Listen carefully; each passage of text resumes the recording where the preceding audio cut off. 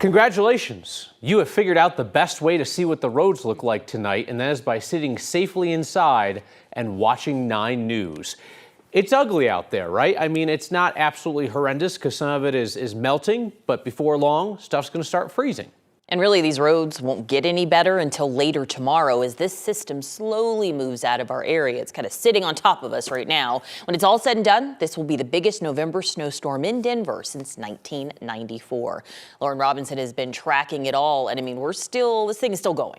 That's right. We're still going to monitor this continuous snowfall through the overnight hours and into Saturday morning, as a lot of these alerts don't expire until noon Saturday. So that's also when our weather impact day expires, noon Saturday. In the meantime, we have weather impact days for the rest of today and into the first half of the day tomorrow. So we have a couple of reasons why we have issued this weather impact day. Of course, the obvious reason is going to be the snow. We're going to continue to watch this heavy snow across the Front Range at Eastern Plains through the rest of the night and into the first half of tomorrow. Another reason, though, is going to be slick, hazardous road travel. Some of that slush that's on the roadways, that's going to freeze as we go into the later hours and those temperatures drop into the 20s. So we're going to watch for areas of refreeze, most likely on those side roads and even sidewalks if you're going to be out and about this evening. Now, as we go into the third reason, we're still watching for possibilities for broken limbs and downed power lines because this snow was very wet and very heavy. And even if you took a look around town over the last few days, you could see that snow really weighing down a lot of tree branches in the areas.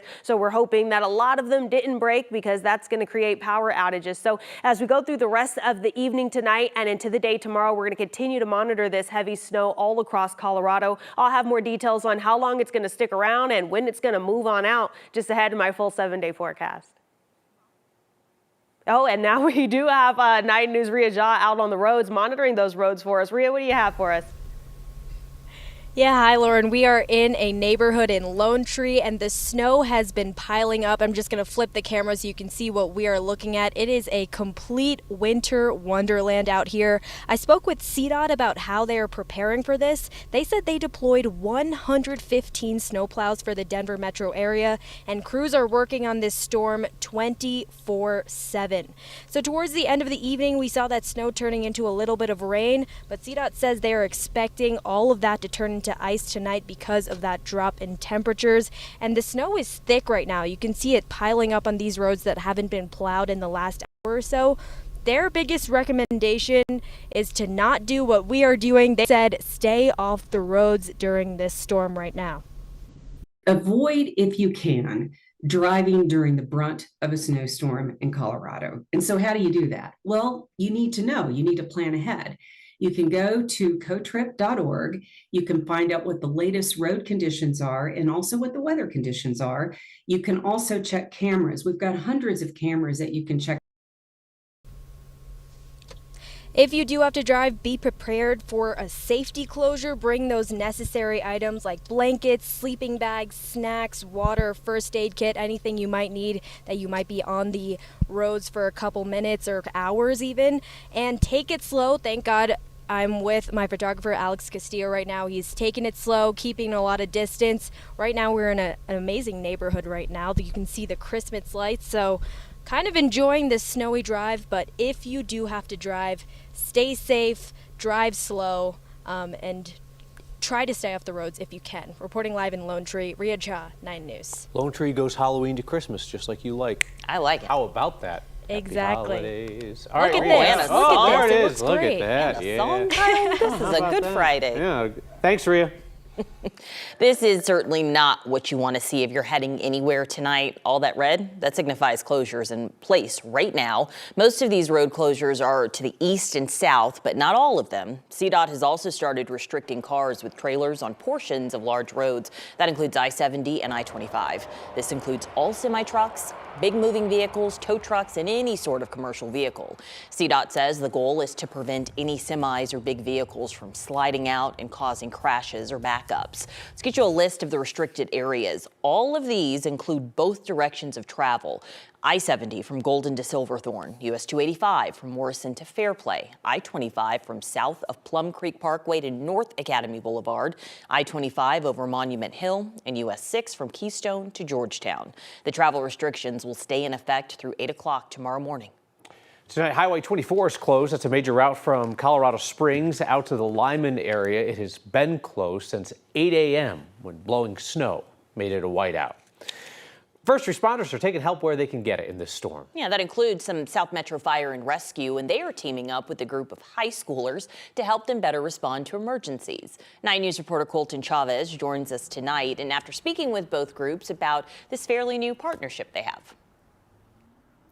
Yeah, that's right. And they tell me when the snow starts to fall like this, creating conditions just like what you see behind me. And South Metro, they cover over 300 square miles. They tell me they'll take any good help they can get. And as for those high schoolers, well, we learned today that they're more than just teenagers, they're professionals.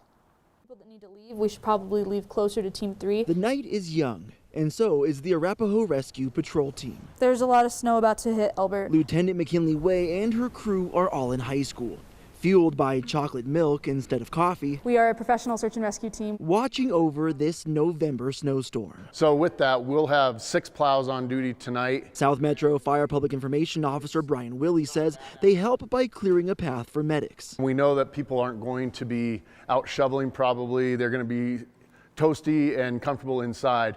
But our medics and our firefighters are going to need to get that path to the front door and through the roads. What you don't realize is that a medic may go out and get stuck, and then we respond and we help. Or someone's in their house and they can't get out, especially in some of the more rural areas out east. All of that planning happens here, inside the South Metro Fire Station. It's the pair's second time working together.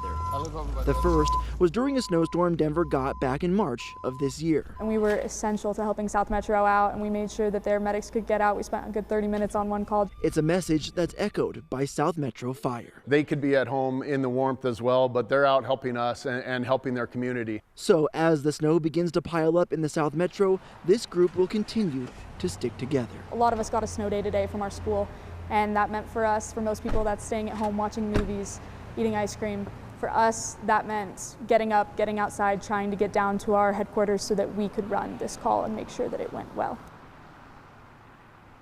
And everyone involved tells me while they love what they do, they're hoping that drivers like these ones behind me start to make their way home safely. Live in Lone Tree tonight, Colton Chavez, 9 News. All right, Colton, thank you very much. So, I mean, when we see snowstorms like this, a lot of people wonder when they're going to see a plow on their residential street. Depends on your city's policies. There are some cities in Colorado that have chosen not to send out their residential plows as of tonight, partly because temperatures are warm enough they expect that will melt the snow that's falling. Because the temperatures are hovering around freezing or just above freezing, it's a lot easier storm to deal with than if we're talking, this type of thing in February where it's, hovering around 10 or 15 degrees. I think that man was like in a snow globe. Thornton is choosing not to send out its residential plows. Centennial's also choosing to opt out for cost and environmental reasons.